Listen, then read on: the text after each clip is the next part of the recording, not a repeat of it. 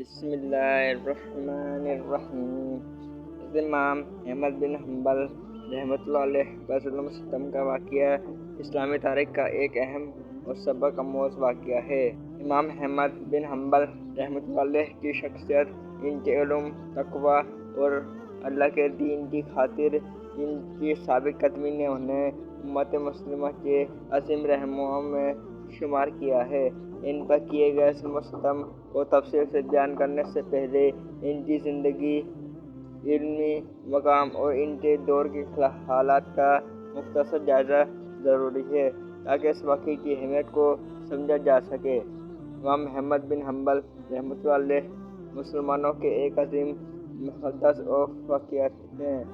آپ کی علمی وسعت کی بدولت مسند احمد جیسا عظیم شان مجموعہ احادیث مسلمانوں کو میسر آیا۔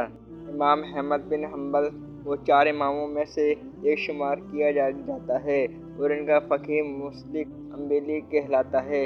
ان کی زندگی زہد و تقوی، صبر و استقامت اور دین کے لیے قربانی کی بہترین مثال تھی۔ امام احمد بن حنبل کا دور عباسی خلفاء کا تھا۔ عباسی خلافت میں علم و فکری ترقی ہوئی، مگر اس دور میں کچھ ایسی فکری تحریکیں بھی ابھریں جو اسلامی عقائد کے مختلف تھیں۔ ان میں سے ایک خلق قرآن کا نظریہ تھا۔ معتزلہ فرقہ اس نظریے کا حامی تھا اور ان کا خیال تھا کہ قرآن مخلوق ہے، یعنی یہ اللہ کی طرف سے پیدا کیا گیا ہے، نہ کہ ازلی اور ابدی ہے۔ اس نظریے کو عباسی خلیفہ مامون کے دور میں سرکاری سرپرستی حاصل ہو گئی اور اسے عام مسلمانوں پر نافذ کرنے کی کوشش کی گئی۔ جب مامون نے خلق قرآن کے عقیدے کو سرکاری موقف قرار دیا تو بہت سے علماء اس کے آگے جھک گئے، مگر امام احمد بن حنبل ان چند عظیم علماء میں سے تھے جنہوں نے اس باطل نظریے کو تسلیم نہیں کیا۔ امام احمد کا عقیدہ تھا کہ قرآن اللہ کا کلام ہے اور غیر مخلوق ہے۔ انہوں نے قرآن کے متعلق اس عقیدے پر ڈٹ جانے کا فیصلہ کیا اور اس کی خاطر ہر قسم کی تکلیف اور آزمائش کو خندہ پیشانی سے قبول کیا۔ مامون نے حکم دیا کہ جو عالم خلق قرآن کے نظریے کو تسلیم نہ کرے اسے سخت سزا دی جائے۔ امام احمد بن حنبل کو بھی گرفتار کر لیا گیا۔ ان پر قید و بند کی سختیاں اور کوڑے لگانے جیسی سزائیں عائد کی گئیں۔ مامون کے بعد معتصم و واقف کے دور میں بھی امام احمد پر ظلم و ستم کا سلسلہ جاری رہا۔ ان پر کوڑے برسائے گئے، یہاں تک کہ ان کے جسم پر زخم ہو گئے، مگر امام احمد بن حنبل اپنے عقیدے پر قائم رہے اور خلق قرآن کو باطل کہتے رہے۔ امام احمد بن حنبل کا یہ وقت قرآن و حدیث کے عین مطابق ہے۔ قرآن میں اللہ تعالیٰ سورۃ الطارق آیت نمبر 13 میں فرماتا ہے، یعنی یہ قرآن اللہ کا کلام ہے۔ نیز رسول اللہ صلی اللہ علیہ وسلم نے بھی اس اللہ کے کلام یعنی قرآن کی عظمت بیان فرمائی اور اسے اللہ کا نازل کردہ قرار دیا۔ امام احمد نے اس عقیدے کو مانا اور اس کے خلاف آنے والے فتنہ پر ڈٹ گئے۔ امام احمد بن حنبل کی ثابت قدمی نے اسلامی عقیدے کو مضبوطی بخشی۔ ان کی قربانی اور صبر کا نتیجہ یہ نکلا کہ خلق قرآن کا فتنہ شکست سے دوچار ہوا اور حق و باطل کی واضح تقسیم ہو گئی۔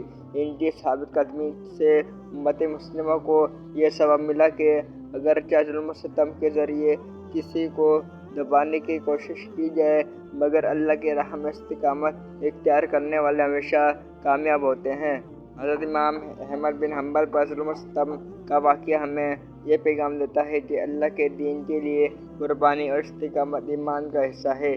یہ واقعہ آج بھی ہمیں دین کی خاطر ہر قسم کی آزمائش کو قبول کرنے اور حق و بات پر ڈٹ جانے کی تربیت دیتا ہے۔ امام احمد کی یہ قربانی ہمیں یاد دلاتی ہے کہ جب تک علماء حق پر ڈٹے رہیں گے، باطل کبھی سر نہیں اٹھا سکتا۔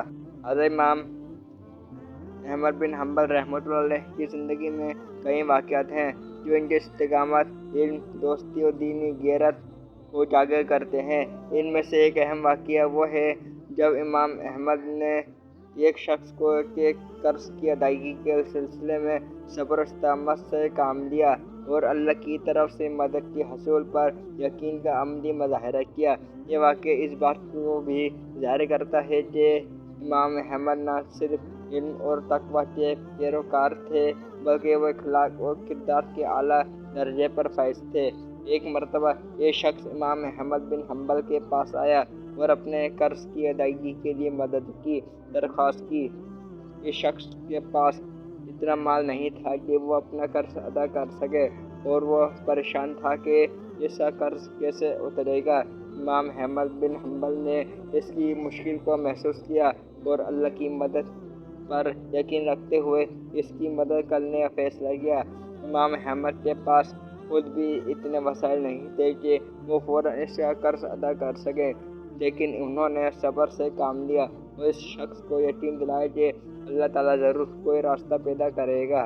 इमाम अहमद ने इस शख्स को तसल्ली दी कि मुश्किल वक्त में सब्र करने वालों पर अल्लाह की मदद नाज़िल होती है और अल्लाह ताला बंदों के लिए ऐसे ज़राए पैदा करता है जिनका बंदे को गुमान भी नहीं होता। चंद दिन बाद अल्लाह ताला ने इमाम अहमद बिन हम्बल के लिए एक ऐसा ज़रिया पैदा कर दिया जिससे वो इस शख्स का कर्ज अदा करने के काबिल हो गए। किसी ने उन्हें एक रकम हदिया के तौर पर दी जो इस शख्स के कर्ज से ज़्यादा थी। इमाम अहमद ने इस रकम से इस शख्स का कर्ज अदा किया और बाकी रकम भी इसकी मदद के लिए दे दी।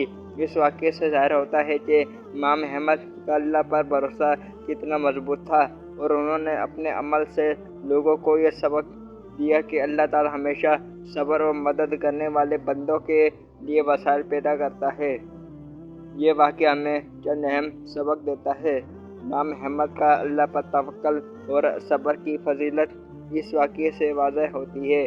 मुश्किल वक्त में उन्होंने अल्लाह से मदद तलब की और इन पर यकीन रखा कि अल्लाह ज़रूर कोई रास्ता पैदा करेगा।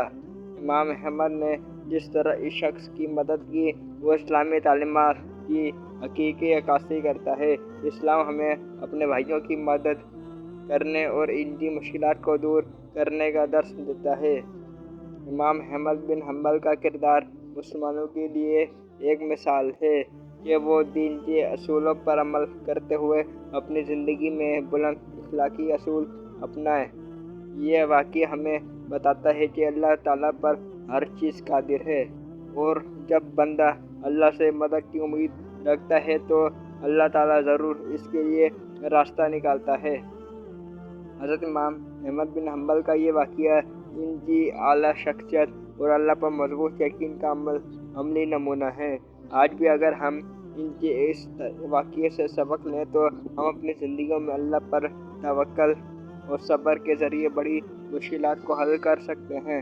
इमाम अहमद बिन हम्बल का ये वाक़या हमें यकीन दिलाता है कि अल्लाह ताला अपने बंदों के लिए हमेशा बेहतरीन इंतज़ामात करता है, बशर्ते ये कि हम सब्र और अल्लाह यकीन के साथ अल्लाह से मदद तलब करें।